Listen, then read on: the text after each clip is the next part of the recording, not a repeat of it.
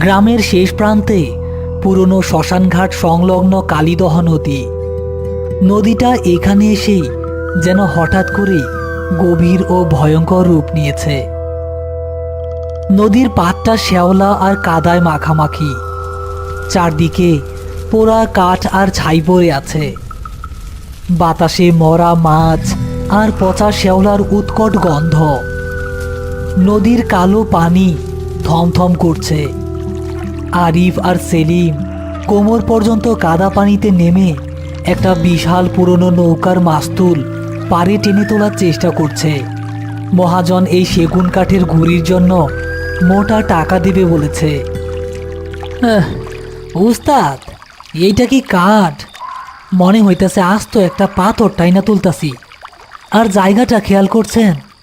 এই মরাপোড়া ঘাটে আইলেই আমার গতর কেমন যেন শিরশির কইরা উঠে। চুপ কইরা জোর লাগা সেলিম। মাগরিবির আজান পড়ার আগেই এই কাঠ নদীর পাড় থেকে সরাইতে হইব। এই কালীদহ নদীতে 100 বছর আগের অনেক অভিশপ্ত জিনিস ডুইবা আছে। এইখানে রাইড করা মানে নিজের জানের দুশ্মন হওয়া। নে টান। আরিফ জানে এই মরাপোড়া ঘাটের নদীর নিচে কি লুকিয়ে আছে। 100 বছর আগে এই গ্রামের এক বধূ তার শ্বশুরবাড়ির লোকজন গহনার লোভে হাত পা বেঁধে এই নদীতে ডুবিয়ে মেরেছিল। গ্রামের মানুষের বিশ্বাস, রূপবানুর আত্মা এখনো এই নদীর তলায় তার গহনাগুলো আগলে বসে আছে। তারা দুজন মিলে সর্বশক্তি দিয়ে কাঠের গুঁড়িটা পাড়ে তুলে আনল। কিন্তু পাড়ে আছড়ে পড়ার সাথে সাথে অনেক পুরনো সেই গুঁড়ির একটা অংশ মটমট করে ভেঙে গেল। ভাঙা অংশের ভেতর থেকে কিছু একটা ছিটকে কাদার উপর পড়ল। কাদার মধ্যেও জিনিসটা টর্চের আলোতে ঝিকমিক করে উঠল। উস্তাদ, এইটা কি চকচক করতেছে? সেলিম কাদা মেখে থাকা জিনিসটা তুলে নিজের প্যান্টে মুছল। জিনিসটা একটা ভারী রূপার চিরুনি, যার হাতলে টকটকে লাল রঙের কয়েকটা দামি পাথর বসানো। চিরুনিটা এত পুরনো হলেও এর রূপার চমক একটুও কমেনি, বরং অস্বাভাবিকভাবে জ্বলজ্বল করছে। উস্তাদ দেখেন, পুরা খাঁটি রূপার চিরুনি। আর এই লাল পাথরগুলো তো মনে হইতাছে চুনি পাথর। এটার দাম তো লাখ টাকা হইব। ইয়া আল্লাহ, ভালাইয়া দে হারামজাদা। ওইটা নদীর পানিতে ছুইরা মার। পাগল হইছেন উস্তাদ? এইটা বেচলে আমরা পুরা লাল হইয়া যাবো। তুই কি জানো সেটা কার জিনিস? এটা রূপবানুর চিরুনি। যৌতুকের এই চিরুনির লাইয়াই ওরে এই নদীতে ডুবাইয়া মারা হয়েছিল।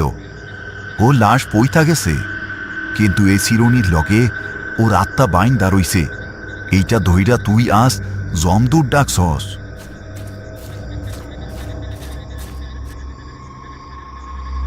আরিফ সর্বশক্তি দিয়ে চিরুনিটা নদীর গভীর পানির দিকে ছুঁড়ে মারল। চলাৎ করে একটা শব্দ হলো, আর চিরুনিটা পানিতে তলিয়ে গেল। নদীর পানি হঠাৎ করেই এবার টকবক করে ফুটতে শুরু করলো, তারপর আবার শান্ত। তাড়াতাড়ি কাঠটা ভ্যানে তুল। আইজ আর এইখানে এক মুহূর্ত থাকবো না। এই উস্তাদটা না দিন দিন পাগল হয়ে যাইতাছে। এত দামি জিনিসটা পানিতে ফালাইয়া দিল। আরিফ যখন ভ্যান গাড়ি ঠিক করতে ব্যস্ত, সেলিম তখন আর চোখে নদীর দিকে তাকালো। সে দেখল চিরুনিটা যেখানে ফেলা হয়েছিল সেখান থেকে চিরুনিটা অদ্ভুতভাবে নদীর স্রোতের উল্টো দিকে ভেসে আবার কিনারার কাদার কাছে এসে আটকে আছে। চিরুনির লাল পাথরগুলো যেন সেলিমকে হাতছানি দিয়ে ডাকছে। সেলিম আর লোভ সামলাতে পারল না। আরিফ না দেখার সুযোগে সে দ্রুত কাদার কাছে গিয়ে চিরুনিটা তুলে নিজের প্যান্টের পকেটে ঢুকিয়ে ফেলল।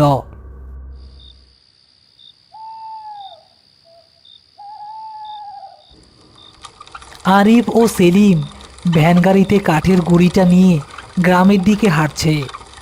চারদিক ঘন কুয়াশায় ঢেকে গেছে। রাস্তার দুই পাশে বিশাল বাঁশঝাড় আর তেঁতুল গাছ। বাতাসের শব্দে মনে হচ্ছে কেউ যেন ফুপিয়ে ফুপিয়ে কাঁদছে। উস্তাদ, আরে কি হইছে আবার? ভ্যান ঠেলতাছস না কেন? উস্তাদ, আসমান তো পরিষ্কার, বৃষ্টি তো নাই, কিন্তু আমার প্যান্ট ভিজা যাইতেছে কেন? আমার ডান পকেট দিয়ে মনে হইতাছে বরফের মতো ঠান্ডা পানি সুইয়া সুইয়া পড়তাছে। আর এই পেছনে ফিরে সেলিমের দিকে টর্চের আলো ফেলল। সে দেখল সেলিমের ডান প্যান্টের পকেট সম্পূর্ণ ভিজে গেছে। শুধু তাই নয়, সেলিমের পকেট থেকে ফোঁটা ফোঁটা ঘোলাটে পানি আর সবুজ শ্যাওলা মাটিতে পড়ছে। বাতাসে মরা মাছের পচা গন্ধটা এবার আরো তীব্র হয়ে উঠল। তুই কি আমার কথা অমান্য কইরা আবার ওই চিরুনি নিছস সেলিম? সত্যি কইরা ক। না না উস্তাদ, আমি কেন নিব? হয়তো নদীর কাদা লাইগা ছিল। ঠিক সেই মুহূর্তে সেলিম অনুভব করল তার ঘাড়ের ওপর টপ টপ করে ঠান্ডা পানি পড়ছে। সে ওপরে তাকালো, কিন্তু আকাশে কোনো মেঘ নেই। হঠাৎ তার মনে হলো একগোছা ভেজা বরফের মতো ঠান্ডা আর আঠালো চুল তার ঘাড়ের ওপর দিয়ে ধীরে ধীরে গলার দিকে নেমে আসছে। উস্তাদ, আমার ঘাড়ির উপর কেটা যেন চুল ছাইরা দিছে, আমার গলা পেঁচাইয়া ধরছে। আরিফ টর্চের আলো সেলিমের মাথার উপর ফেলতেই আতঙ্কে তার রক্ত হিম হয়ে গেল। টর্চের আলোতে দেখা গেল ভ্যান গাড়ির সেই পুরনো কাঠের গুড়ির ওপর একটা নারী মূর্তি বসে আছে। তার শরীর থেকে টপ টপ করে নদীর কাদা পানি ঝরছে। মেয়েটার পরনে শ্যাওলা ধরা একটা পচা বিয়ের শাড়ি। তার মুখটা ফ্যাকাশে, চোখ দুটো সম্পূর্ণ সাদা আর ফোলা। তার মাথা ভর্তি লম্বা ভেজা কালো চুল সেলিমের গলা সাপের মতো পেঁচিয়ে ধরেছে। আমার চিরুনি দিয়া দে, চোর তুই চোর, আমার চিরুনি নিছোস। ইয়া আল্লাহ! সেলিম, পকেট থেকে চিরুনি ফালা, জলদি! কিন্তু সেলিম চিরুনি ফেলার সুযোগ পেল না। পিশাচিনীর চুলগুলো সেলিমের গলা আষ্টে পিষ্টে জড়িয়ে ধরে তাকে এক হ্যাচকা টানে ভ্যানের উপর তুলে শূন্যে তুলে ফেলল। তারপর সেলিমকে সোজা অন্ধকারের দিকে নদীর দিকে টেনে নিয়ে যেতে শুরু করলো। উস্তাদ, আমারে পানিতে টাইনা নিতাছে, আমারে বাঁচান। সেলিম, দাঁড়া! শয়তান, সাইডা দে ওরে! সেলিমকে মাটিতে হেঁচড়ে টেনে নিয়ে যাচ্ছে অদৃশ্য কোনো শক্তি। সেলিম নখ দিয়ে মাটি আঁকড়ে ধরার প্রাণপণ চেষ্টা করছে, কিন্তু পিশাচিনীর অমানসিক শক্তির কাছে সে অসহায়। নদীর সেই ভয়ঙ্কর মরাপোড়া ঘাটের দিকে সেলিম ক্রমশ হারিয়ে যাচ্ছে। আরিফ দৌড়ে গিয়ে সেলিমের কাছে পৌঁছালো। সে সর্বশক্তি দিয়ে তার লোহার কুড়ালটা সেলিমের গলা পেঁচিয়ে থাকা সেই ভেজা চুলের গোছার উপর চালালো। কিন্তু অবাক কাণ্ড, কুড়ালটা যেন কোনো শক্ত কাঠের উপর নয়, বরং এক গাদা পচা শ্যাওলা আর পানির ভেতর দিয়ে ফসকে গেল। চুলগুলো একটুও কাটল না। ইয়া আল্লাহ! এইটা তো লোহায় কাটে না। লোহা দিয়া আমারে কাটবে? আমি তো পানির নিচে পৌঁছে গেছি, আমারে কেমনে কাটবে? তোর ভাই আইজ আমার লগে পাতাল ঘরে যাইব। পিশাচিনীর একটা প্রবল টানে সেলিম এক লাফে আরো 10 হাত দূরে নদীর কিনারায় চলে গেল। নদীর কালো পানি এখন টকবক করে ফুটছে। পানি থেকে একটা ফ্যাকাশে পচা নারী দেহ অর্ধেক ভেসে আছে। তার চোখের মনি নেই, শুধু সাদা দুটো গর্ত।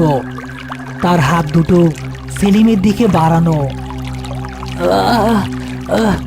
উস্তাদ, উস্তাদ, পানি! আমারে পানিতে নিতেছে। সেলিমের শরীর অর্ধেক পানিতে ডুবে গেছে। ঠিক সেই মুহূর্তে মরাপোড়া ঘাটের উপর দিক থেকে কালু ফকিরের বজ্র কণ্ঠ শোনা গেল। তার হাতে একটা জ্বলন্ত মশাল। আরিফ, সইরা দাঁড়া!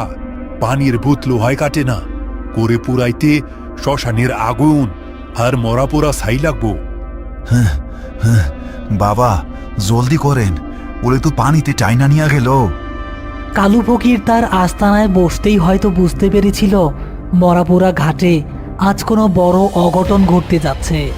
সে দ্রুত একটা মাটির হাড়ি থেকে এক মুঠো চিতা ভস্ম বের করে বিড়বিড় করে মন্ত্র পড়ল। ইয়া কাহারু, ইয়া জব্বারু, পুইরা যা শয়তান। কালু ফকির সেই পরা ছাই সোজা সেলিমের গলায় পেঁচিয়ে থাকা চুলের ওপর এবং পানিতে ভেসে ওঠা পিশাচিনীর মুখের ওপর ছুঁড়ে মারল। ছাইটা ভেজা চুলের ওপর পড়তেই মনে হলো যেন এসিড ছোড়া হয়েছে। ছ্যাঁক করে একটা বিকট শব্দ হলো এবং পোড়া শেওলার গন্ধে চারপাশটা ভরে গেল। আমার চোখ, আমার শরীর পুইরা গেল, আমারে ছাইরা দে। যন্ত্রণায় পিশাচিনী সেলিমের গলা থেকে চুলের বাঁধন আলগা করে দিল। সেলিম কাশতে কাশতে কাদার উপর লুটিয়ে পড়ল, কিন্তু পিশাচিনী পুরোপুরি দমে যায়নি। সে নদীর পানি থেকে একটা বিশাল ঢেউ তুলে আবার পাড়ের দিকে তেড়ে আসতে লাগল। আরিফ, সময় নাই, পরা ছাইয়ের জোর বেশিক্ষণ থাকবো না। চিরুনিটা ওর কাছে ফেরত না দিলে ও পুরা নদী ফুফাইয়া আমাগো 3 জনরে ডুবাইয়া মারবো। চিরুনিটা বাইর কর। সেলিম, চিরুনি দে, পকেট থেকে চিরুনিটা জলদি বাইর কর। উস্তাদ, আমার পকেট তো বরফ হয়ে গেছে, আমার হাত ঢুকে না। আরিফ টর্চ মেরে দেখল সেলিমের ডান প্যান্টের পকেটটা ভিজে একদম জমাট বাঁধা বরফের মতো শক্ত হয়ে গেছে। ভেতরের রূপার চিরুনিটা সেলিমের উরুর সাথে একদম সেটে আছে। তীব্র ঠান্ডায় সেলিমের ডান পা অবশ হয়ে যাচ্ছে। দাঁতে দাঁত চাইপা ধর সেলিম, আইস তোর প্যান্ট আমি ছিঁড়া বাইর করবো। আরিফ তার হাতের কুড়ালের চোখা মাথাটা দিয়ে সেলিমের প্যান্টের পকেটে ঢুকিয়ে এক হেঁচকা টান দিল। সেলিমের যন্ত্রণার চিৎকারের সাথে প্যান্টের মোটা কাপড়টা চিরে গেল। পকেট থেকে সেই অভিশপ্ত রূপার চিরুনিটা কাদার উপর ছিটকে পড়ল। চিরুনিটা থেকে তখনও লাল চুনি পাথরগুলো অন্ধকারের মধ্যে সাপের চোখের মতো জ্বলজ্বল করছে। আরিফ, চিরুনিটা তুইলা নদীর মাঝখানের ওই ঘূর্ণিপাকের দিকে ছুইড়া মার, জলদি। আরিফ চিরুনিটা হাতে নেওয়ার সাথে সাথেই তার মনে হলো সে যেন এক টুকরো জ্বলন্ত বরফ ধরেছে। তার হাত জমে যাওয়ার উপক্রম। সে সর্বশক্তি দিয়ে চিরুনিটা নদীর মাঝখানে থাকা সেই ভয়ঙ্কর ঘূর্ণিপাকের দিকে ছুঁড়ে মারল। চিরুনিটা শূন্যে ভাসতে ভাসতে নদীর ঠিক মাঝখানে পৌঁছাতেই পানির নিচ থেকে পিশাচিনীর সেই ফ্যাকাশে পচন ধরা দুটো হাত বিদ্যুৎ বেগে উপরে উঠে এলো এবং চিরুনিটা খপ করে লুফে নিল।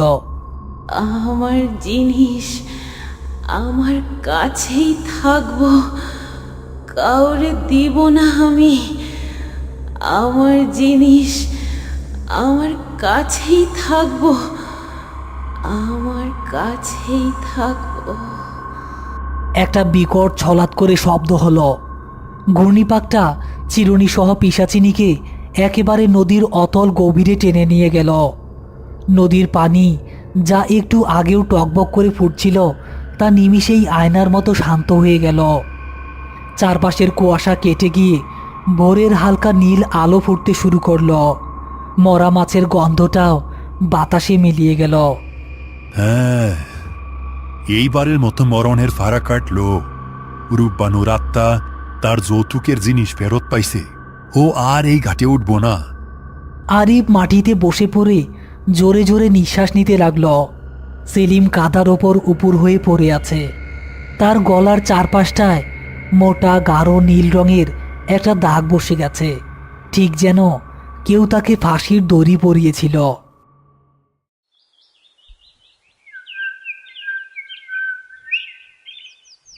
আরিফ তার বাড়ির উঠানে বসে আছে। উঠানের এক কোণায় সেলিম বসে আছে। তার স্বভাবের সেই চটচটে ভাবটা এখন আর নেই। সে একদম চুপচাপ। তার গলার সেই গাঢ় নীল দাগটা আর কোনোদিনও শুকায়নি। সবচেয়ে বড় কথা হলো সে এখন পানি দেখলে ভয় পায়। এক গ্লাস পানি খেতে গেলেও তার হাত কাঁপে। কিরে সেলিম, আইস কাজে যাবি না? বহাজনে তো ডাকতাছে। না উস্তাদ, আমি আর নদীর ধারের কোনো কাজে যাব না। আমার গলাটা আইজ ওরাইতে ব্যথা করে। মনে হয় ভেজা চুলগুলা এখনো আমার গলা পেঁচায়া ধরছে। হ্যাঁ, তোরে আমি কতবার কইছি মরা মাইনষের আর অভিশপ্ত জিনিসের উপর লোভ করতে নাই। তুই সোনা দানার লোভে নিজের জিন্দেহিটাই বরবাদ কইরা দিলি।